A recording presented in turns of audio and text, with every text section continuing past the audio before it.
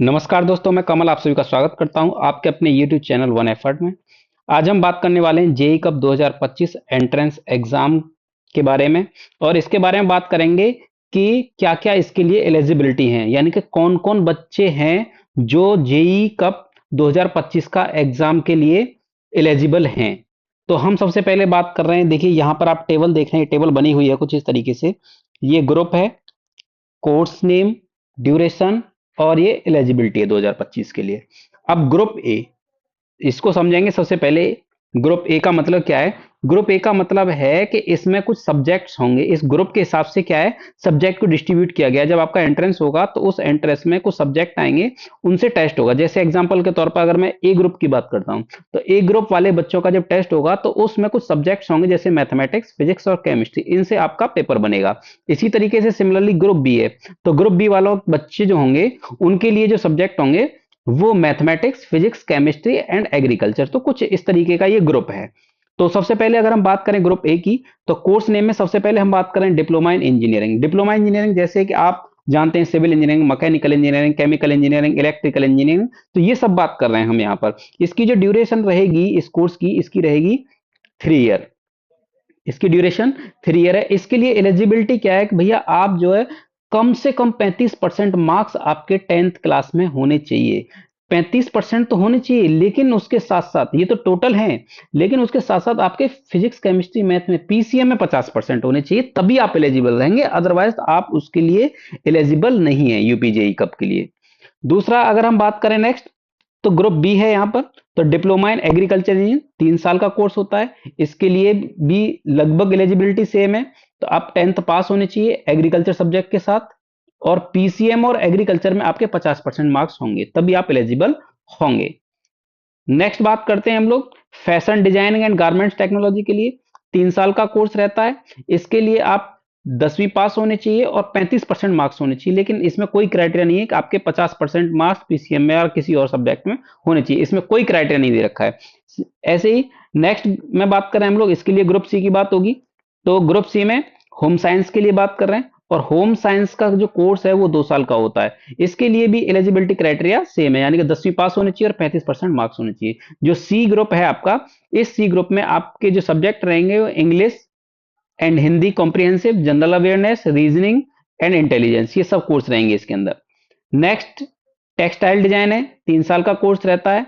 इसी के इसके अंदर भी सेम एलिजिबल क्राइटेरिया है कि 10वीं पास होना चाहिए और 35% मार्क्स मिनिमम होना चाहिए। टेक्सटाइल डिजाइनिंग के लिए ग्रुप सी रहेगा, 3 साल का कोर्स रहेगा, और इसके लिए एलिजिबिलिटी क्राइटेरिया भी सेम है। ये एलिजिबिलिटी इनके लिए, सबके लिए इस वजह से सेम है क्योंकि इनके लिए ग्रुप भी सेम है। अब आता है नेक्स्ट ग्रुप। नेक्स्ट ग्रुप है आपका डी, और नेक्स्ट कोर्स है हमारा modern officer management and secretarial service. 2 साल का कोर्स होता है।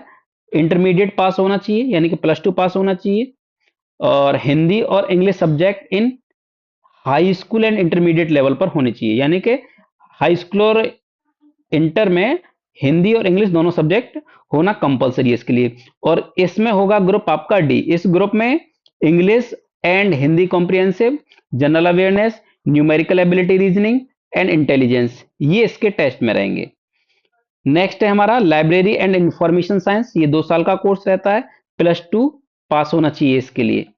कोई एलिजिबिलिटी क्राइटेरिया, कोई क्राइटेरिया नहीं दे रखा कि आपको 35% होनी चाहिए या 50% होनी चाहिए। बस इसमें ये बोल रखा है कि आप जो +2 पास होने चाहिए, 12th पास होने चाहिए बस। नेक्स्ट हमारा ग्रुप है ई। ई ग्रुप में जो सब्जेक्ट रहेंगे वो फिजिक्स, केमिस्ट्री, मैथमेटिक्स और बायोलॉजी रहेंगे। इसमें जो कोर्स है हमारा डिप्लोमा इन फार्मेसी, ये 2 साल का कोर्स रहता है। अब इसमें +2 पास होना चाहिए, साइंस स्ट्रीम में होना चाहिए, लेकिन 50% मार्क्स के साथ होना चाहिए। अब है हमारा एफ ग्रुप। एफ ग्रुप वाले बच्चों के लिए केमिस्ट्री, जूलॉजी और बॉटनी, इससे टेस्ट बनेगा इसका। और इसका जो कोर्स है वो पीजी डिप्लोमा इन बायोटेक्नोलॉजी, 1 साल का कोर्स है। बीएससी डिग्री इन बायोलॉजी होना चाहिए, या फिर केमिस्ट्री, और फिर बायोकेमिस्ट्री सब्जेक्ट्स होना चाहिए। नेक्स्ट है जी ग्रुप। जी ग्रुप में English comprehensive, numerical ability, general awareness, reasoning, general intelligence, ये सब सब्जेक्ट इसमें रहेंगे। और इसका जो रहेगा ये 2 साल का कोर्स रहता है, और बैचलर डिग्री होनी चाहिए किसी भी स्ट्रीम में, लेकिन कंडीशन ये है कि वो यूनिवर्सिटी आपकी रिकॉग्नाइज्ड होनी चाहिए किसी भी अपने इंडिया में, यूजीसी से या एआईसीटी, इन सब से जो एफिलिएशन होता है ये सब एफिलिएटेड होना चाहिए। नेक्स्ट ग्रुप है आपका PG diploma in marketing and sales management, PG diploma in customer 1 year service management, तो ये 1 साल का कोर्स है, इसके लिए भी सेम क्राइटेरिया है ये वाला। PG diploma in tourism and travel management beauty and health care advertising and public relation textile designing, 1 साल का कोर्स है, सेम एलिजिबिलिटी क्राइटेरिया है, यानी कि बैचलर डिग्री होनी चाहिए किसी भी स्ट्रीम में और आपकी यूनिवर्सिटी रिकॉग्नाइज होनी चाहिए इंडिया में। नेक्स्ट है जी ग्रुप है इसके लिए, तो जी ग्रुप के लिए सेम है, PG diploma in mass communication, computer hardware and networking, web designing, accountancy with computerised account and tax assistant, retail management, 1 साल का कोर्स होता है, सिमिलर इसके अंदर एलिजिबिलिटी क्राइटेरिया है। नेक्स्ट ग्रुप है हमारा एच ग्रुप वाले बच्चों को का जो टेस्ट बनेगा वो reasoning and logical discussion, numerical ability and scientific aptitude, English, general awareness, ये सब इसमें आएंगे। Diploma in hotel management, course का नाम है diploma in hotel management and catering, 3 साल का कोर्स है, +2 एग्जाम पास होना चाहिए 50% मार्क्स के साथ। नेक्स्ट है हमारा आई ग्रुप में फिजिक्स केमिस्ट्री मैथमेटिक्स की बात होगी, diploma in aircraft maintenance engineering, 3 साल का कोर्स है, +2 पास होना चाहिए, यानी कि इंटरमीडिएट पास होना चाहिए पीसीएम के साथ, फिजिक्स केमिस्ट्री ग्रुप के साथ, 50% मार्क्स होने चाहिए, और या फिर इन 50% मार्क्स होने चाहिए फिजिक्स और केमिस्ट्री के अंदर। आई ग्रुप है same next, diploma in aircraft maintenance engineering, अवोनोस्टिक एवियोनिक्स, 3 इयर्स का कोर्स है ये +2 यानी कि इंटरमीडिएट पास होना चाहिए, सेम क्राइटेरिया इसके लिए भी।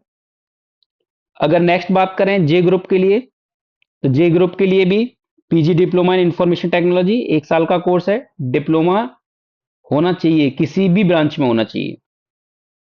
नेक्स्ट बात करेंगे के ग्रुप की, तो के ग्रुप जो आता है वो डिप्लोमा इंजीनियरिंग के लिए ही है।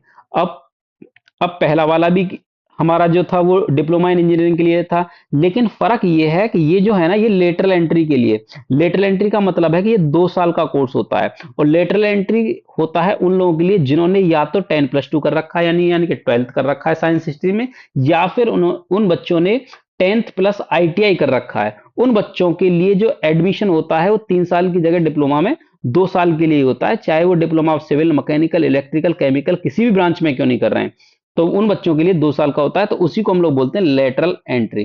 तो कोर्स जो के है आपका, यानी कि के लेटरल एंट्री का ग्रुप है, इसके अंदर भी जो आपका टेस्ट जो बनेगा वो बनेगा आपका मैथमेटिक्स, फिजिक्स, केमिस्ट्री और इंजीनियरिंग से थोड़ा बहुत आएगा।